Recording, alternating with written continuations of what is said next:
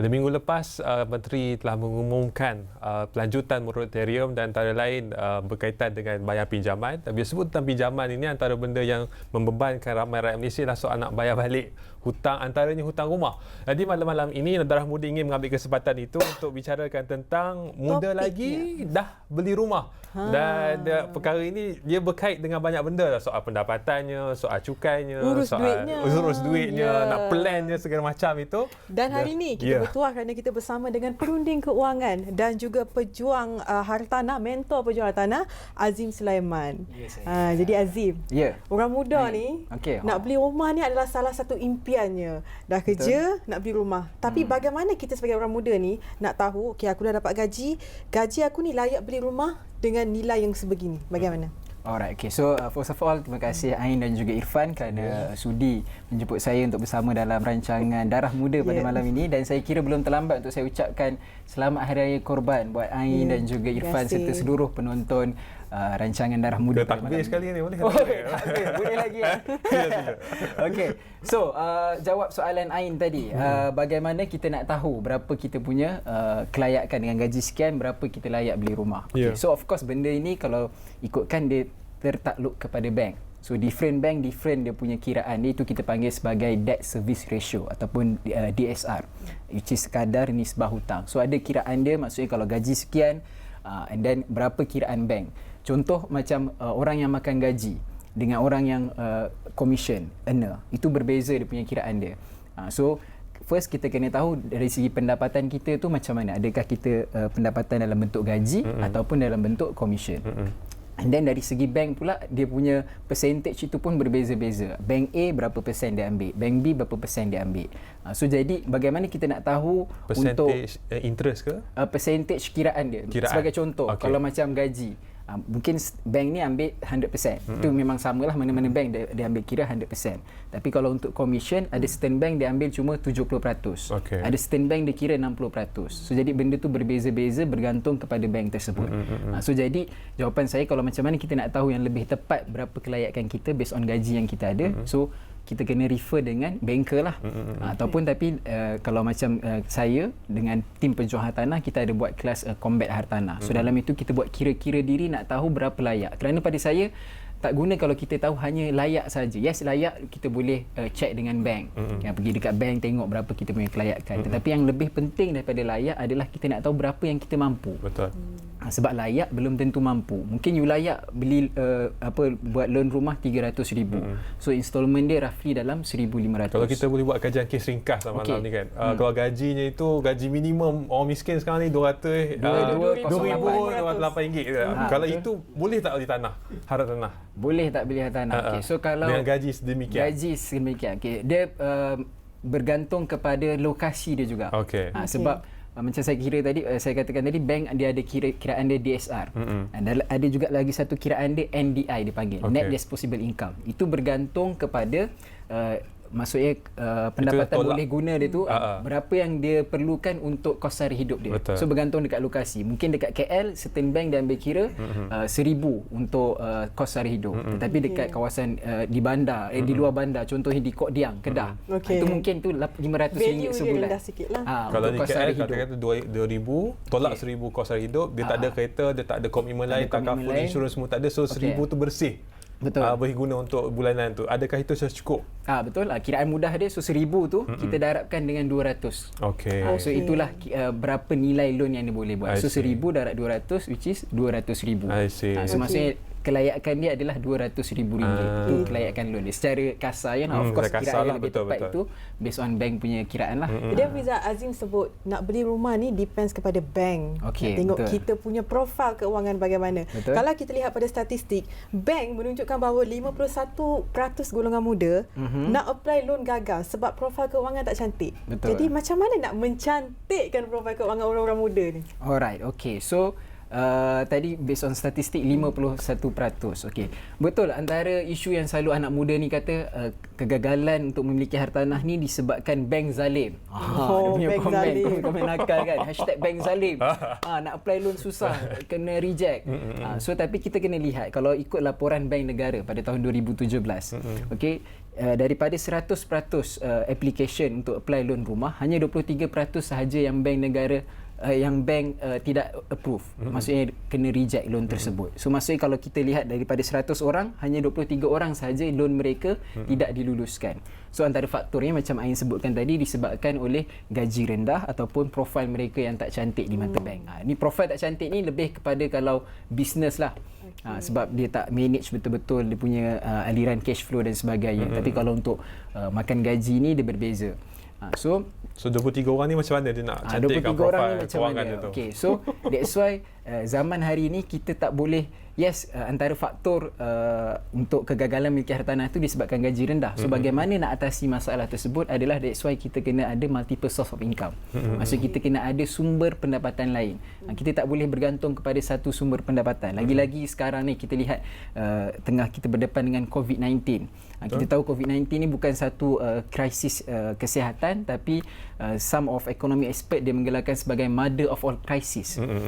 Ataupun kalau bahasa Melayu dia tu lebih sedap dengar, bapa kepada segala krisis. Segala bala, inilah dia bala paling besar sekali. Bala paling besar, krisis paling besar.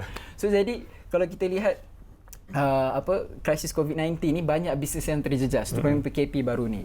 Dan kalau lihat statistik oleh Jabatan Perangkaan Malaysia, jumlah penganggur tu meningkat pada bulan Julai 5.3%, peningkatan sebanyak 0.3%, sebanyak 826,000 jumlah penganggur. Dan kalau ikut kajian ataupun jangkaan oleh Malaysian Institute of Economic Research MIR menjangkakan by end of this year Disember akan ada 2.4 juta penganggur. So jadi kita lihat situasi hari ini keadaan tak menentu. So kita tidak boleh, anak muda hari ini tak boleh nak selesa, tak boleh nak hanya bergantung kepada satu sumber pendapatan. That's why mereka perlu ada additional income, sumber pendapatan lain yang kalis gawat. Saya nak masuk lebih dalam tentang macam mana nak menguruskan atau nak wujudkan pendapatan tambahan itu. Tapi kalau boleh sentuh sikit tentang persepsi belia tentang hartanah. Jadi sebelum tadi kita mula, Azim bagi tahu yang datang ke kelas Azim ini 60%-nya belia 35 tahun ke bawah, dan perception dia bila datang tu dia datang kelas terus dah hartanah. Betul. So boleh komen sikit tentang persepsi belia itu dan bagaimana nak betulkan persepsi tersebut. So dari segi kesedaran anak muda itu untuk memiliki hartanah, pada saya itu dah cukup baik. Betul, orang dah ada kesedaran. Lagi-lagi dah banyak sharing dekat Facebook, dekat Twitter. Banyak pakar-pakar, mentor-mentor yang berkongsi ilmu tentang pelaburan hartanah. So dari segi kesedaran tu dah ada, cuma saya selalu nasihatkan mereka ni jangan terburu-buru. So first kena tahu segala keputusan hartanah ini adalah keputusan kewangan. So bila kita buat any decision dalam hartanah, kita nak beli rumah, itu memerlukan satu kiraan yang terperinci supaya akhirnya kita nak beli rumah ini dengan bijak, selamat dan bertanggungjawab. Kita tak nak apa guna kalau kita beli rumah tapi akhirnya kita merana, sengsara dan terbeban. Kita paparkan formula urus duit. Alright, so formula urus duit. So formula urus duit ni. So berbalik pada tadi tu. So that's why saya kata bila cerita tentang hartanah ni, segala keputusan hartanah adalah keputusan kewangan. So kena buat kira-kira dulu dan kena buat pengurusan kewangan yang betul. So macam yang ni formula urus duit ni. So first, daripada contoh gaji kita katakanlah RM5,000 sebulan. So macam mana kita nak uruskan kewangan kita? So first kita kena allocatekan 10% daripada kita punya income tadi tu untuk kita punya tapak kewangan, which is simpan dan lindung, maksimum 10%. So simpan dan lindung maksimum 10% adalah untuk kita punya tapak kewangan yang mengandungi tabung pelepasan hutang. Sebab kita bila cerita tentang hartanah, agak-agak Ain dan Irfan, kita beli rumah cash ke hutang? Hutang. Beli cash. Banyak duit cash kan? Tak Azim mungkin boleh lah, kami tak boleh. Irfan dan Ain pun insya-Allah boleh. So bila kita cerita tentang hartanah ni, kita nak buat loan, nak buat hutang dengan bank. So tak salah pun buat hutang dengan bank, tapi yang penting kita kena tahu macam mana kita nak urus hutang. So that's why kita kena ada tabung pelepasan hutang. So itu dalam bahagian 10% tadilah untuk maksimum simpan dan lindung. Dan dah settle 10% itu, dan kita kena allocatekan pula minimum 20% daripada pendapatan kita itu untuk simpan dan labur. So simpanan labur ni tak semestinya hartanah. Kita nak labur dalam ASB, labur dalam unit trust, labur dalam saham, emas dan sebagainya. So itu yang kedua. And then ada lagi baki 70%. So daripada 70% tu 60% tu adalah untuk komitmen kita. Which is komitmen bank tadi nak bayar loan rumah itu termasuk dalam 60%, and then komitmen sehari hidup. Nak makan, minum, bayar bil air, bil elektrik dan sebagainya. Dan ada lagi baki 10%, 10% tu untuk ganjaran diri. Itu Ain dia senyum je. So ganjaran diri itu Ain nak pergi shopping tudung. Craving makan tu lah, makan segala tu, nak macam. pergi food hunting, pergi kedai hipster, iPhone. Itu semua boleh. Seronok if panggil dengan. Baik Azim. Jadi beli rumah ni adalah aset. Betul. Nak beli rumah bukan macam beli biasa-biasa. Harganya ratusan ribu. Betul. Jadi bagaimana nak memastikan rumah yang kita beli itu menjadi aset dan bukan akhirnya menjadi liability? Wow, okey, saya suka soalan ni. So ini yang kita selalu terlepas pandang. So kita ingat bila beli rumah ni satu yang kita banggakan. Betul. Achievement. Yes, saya tidak nafikan itu salah satu achievement yang anak muda boleh banggakan, tapi kita kena sedar bahawa kita beli rumah tadi pun hutang. So secara teorinya dia masih lagi dalam liability. Dia bukan lagi jadi aset kita lagi. Sehinggalah dah selesai bayar hutang, barulah betul-betul menjadi aset kita. So that's why bagaimana nak pastikan daripada liability itu benar-benar menjadi aset kita. That's why kita perlu ada tapak kewangan yang saya sebutkan tadi, which is kita kena allocatekan 10% daripada pendapatan kita itu untuk bina tapak kewangan kita. Kerana of course kita tak tahu apa-apa risiko yang berlaku dalam hidup kita. Contoh tadi saya bagi contoh tadi, katakanlah kena buang kerja. Krisis ekonomi COVID-19 ni, ramai yang kena buang kerja, diberhentikan kerja. So bagaimana kita nak pastikan kita ada kemampuan untuk bayar loan tersebut, tidak kira apa jua situasi yang berlaku, sama ada masa kita sihat ataupun kita tidak sihat, sama ada masa kita hidup ataupun kita mati, sama ada kita ada duit atau tak ada duit, sama ada kita ada kerja ataupun tak ada kerja. So that's why kena pastikan ada tabung pelepasan hutang itu, sama ada daripada simpan dan lindung itu, which is takaful, ataupun daripada kita punya saving kita. So that's why saving itu pun penting. Baik, terima kasih Azim. So kita akan terus kongsikan lagi tentang tips macam mana nak dapatkan tapak pengurusan keuangan yang baik. Tanah. Sebab kami di akhir rancangan akan dapat satu rumah daripada Azim. Tapi apa pun, berehat seketika, kembali selepas ini semuanya di Darah Muda. Alright.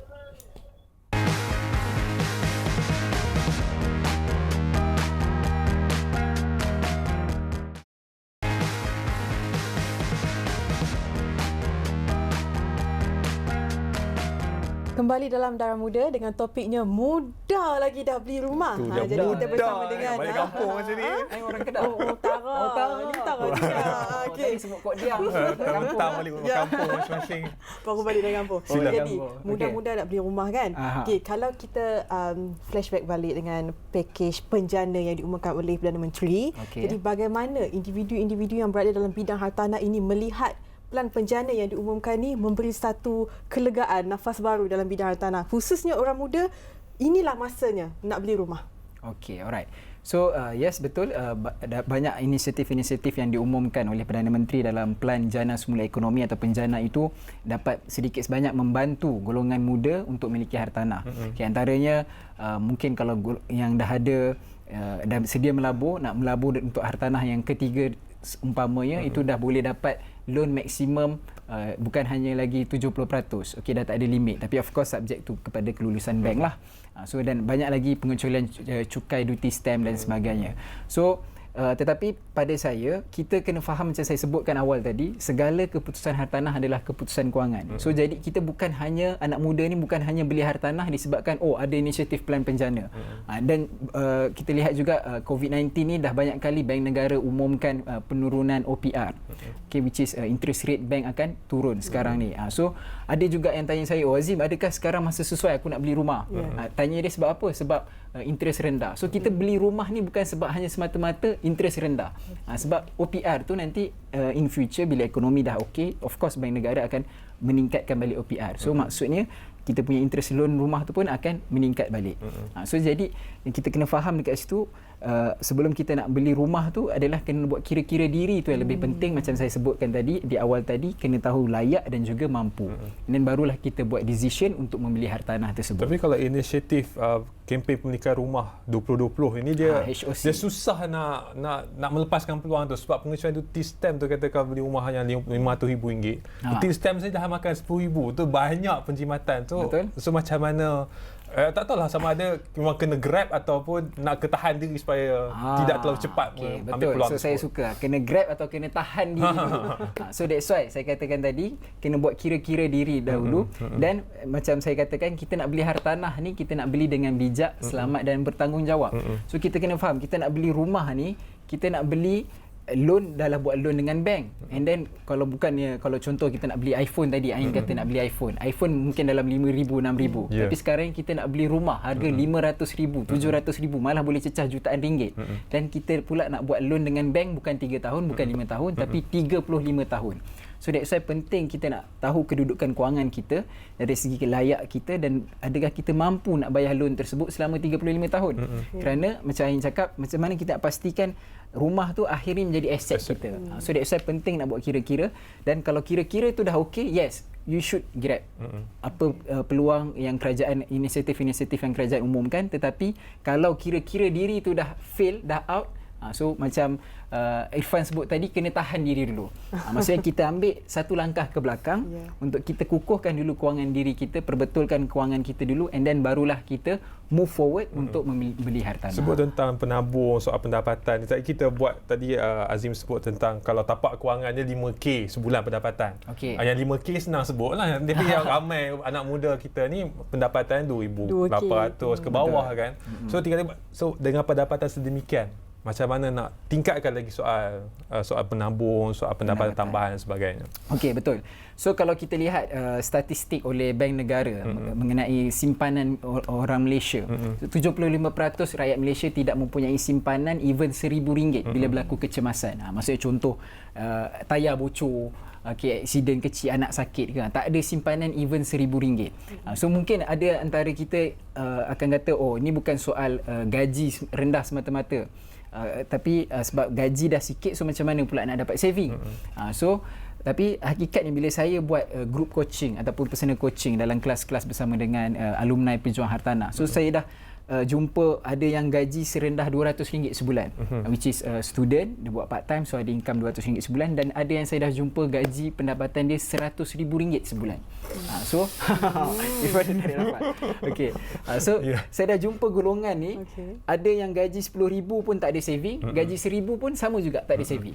So apa dia punya punca dia? So apa yang saya boleh konkludekan kat sini, yes, saya tidak nafikan soal gaji rendah itu antara faktor mereka tidak ada simpanan, tidak mampu untuk menyimpan sebab dah gaji memang sikit, tak ada apa yang dapat disimpan. Tetapi faktor yang lebih utama juga adalah disebabkan masalah pengurusan kewangan. Sebab kalau betul soal gaji rendah yang menyebabkan mereka tak ada saving, jadi kenapa orang yang gaji RM10,000, RM20,000 pun tak ada saving? So dia punya keyword dia adalah disebabkan masalah pengurusan kewangan.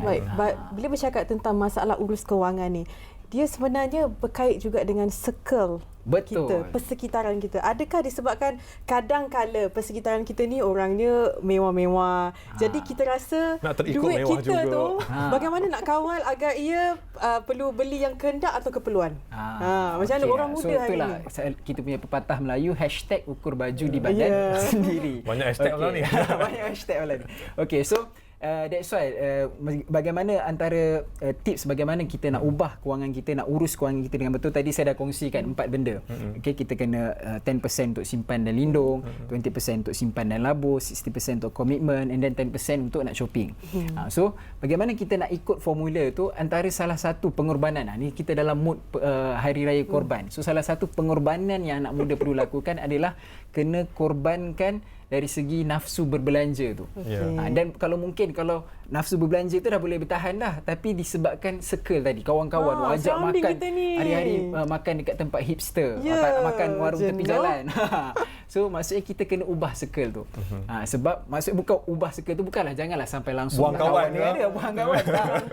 Maksud kurangkan belanja. Biarlah kawan cakap, kau ni apalah kerja tapi kedekut nak ajak lepak pun susah, tak apa. Sebab at the end of the day bila kita ada masalah kewangan, at the end kita sendiri yang kena hadapi masalah tersebut. So boleh lepak dengan diorang, tapi kurangkan masuk yang dekat situ, and then kita kena cari circle yang sama mindset kita. Maksudnya nak melabur hartanah, nak menyimpan. So itu yang paling penting. Tadi sebut tentang simpan dan lindung.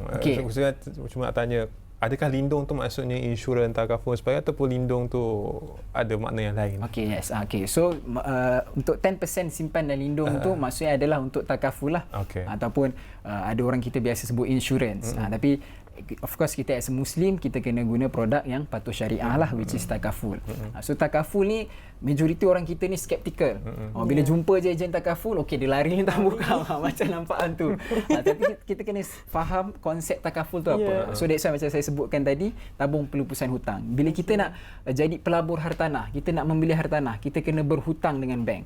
Nak tak nak, suka tak suka, kita kena berhutang dengan bank sebab kita tak ada kekuatan kewangan yang banyak, cash yang banyak untuk nak beli secara cash. So that's why kita kena bijak. Bila kita dah buat hutang dengan bank, so kenapa kita tak gunakan takaful juga sebagai tabung pelupusan hutang jika berlaku risiko hidup? Apa risiko hidup? Contohnya kalau meninggal tadi, ataupun hilang upaya kekal, sakit kritikal. So 3 risiko ni, hilang upaya kekal, sakit kritikal dan meninggal tadi. Adakah takaful membantu profil kewangan bila minta pinjaman dari segi bank? profil dia tidak ada kaitan. Cuma maksudnya dari segi pelupusan hutang tu untuk memastikan aset kita tu, rumah tadi tu benar-benar menjadi aset. Kerana bayangkan kalau contoh bila berlaku kematian tapi kita aset tersebut, rumah tersebut tidak dilindungi dengan takaful. So akhirnya beban hutang tu kepada waris lah. Maksudnya kalau contoh si suami meninggal, loan rumah atas nama suami. So bila suami meninggal, so isteri dan anak-anak yang terpaksa menanggung beban hutang tersebut. Satu lagi dilema berkenaan dengan perusahaan kewangan ni ialah antara nak beli rumah ataupun nak patuh bayar cukai. Cabaran juga ni kan. Tak nak isytihar cukai tu. So macam mana nak berhadapan dengan situasi seperti itu? So ini biasanya terutamanya business owner lah. Ada orang banyak, tak juga business owner, ada juga yang makan gaji ni yang jenis suka lari cukai. So selalu saya advise dalam alumni pejuang hartanah ni, kita jangan lari cukai tapi kita kena urus cukai. That's why dalam tim pejuang hartanah ni kita ada mentor-mentor. Macam saya lebih kepada kewangan, untuk penyusunan kewangan. Kita ada mentor dari segi financing, mentor dari segi pewarisan, mentor dari segi percukaian. So jadi mereka yang akan advise, bantu alumni pejuang hartanah ni untuk menyusun profil mereka supaya mereka jangan lari cukai tapi kena urus cukai dengan bijak. Baik Azim. Okey, bercakap tentang topik muda lagi dah beli rumah. Ada yang berpendapat bahawa sebab ramai majoriti anak muda hari ni bekerja dekat KL. Jadi nak beli rumah tu mahal. Adakah dekat KL anak muda hanya perlu menyewa? Duit yang ada tu buat rumah kat kampung. Bagaimana pendapat menarik. So Ain plan macam tu ke? Saya bertanya tu kepada perniagaan bagaimana. Alright, so yes, ada juga yang saya jumpa anak muda yang dia planning dia nak buat rumah dekat kampung. Maksudnya orang kata settle down nanti lepas dah bersara, dia nak duduk dekat kampung. So tapi macam jawab soalan Ain tadi, adakah perlu menyewa sampai bila-bila? So of course the best is kita kena ada hartanah di tanah air kita sendiri. Tetapi hakikatnya, ini mungkin saya punya statement ni akan mengundang kecaman. Tapi hakikatnya kalau kita lihat realiti hidup hari ini, tak semua orang perlu memiliki rumah, tetapi semua orang perlu ada rumah. Macam mana tu? Macam mana tu? Maksudnya tak semua perlu beli rumah, memiliki rumah, tetapi semua orang perlukan rumah sebagai tempat perlindungan, tempat berteduh. Sewa ke apa ke, yang penting ada rumah. Betul, yang penting ada rumah. Sebab apa? Sebab contoh dah gaji dia memang income dia sikit, bekerja biasa saja. So bagaimana dia nak ada kemampuan untuk beli hartanah, beli rumah? So sama juga umpamanya kalau kita bandingkan dengan pekerjaan. Kita tak boleh nak galakkan semua buat bisnes. Ain jom buat bisnes juga, Ifam buat bisnes. Habis siapa yang nak jadi hos rancangan Darah Muda?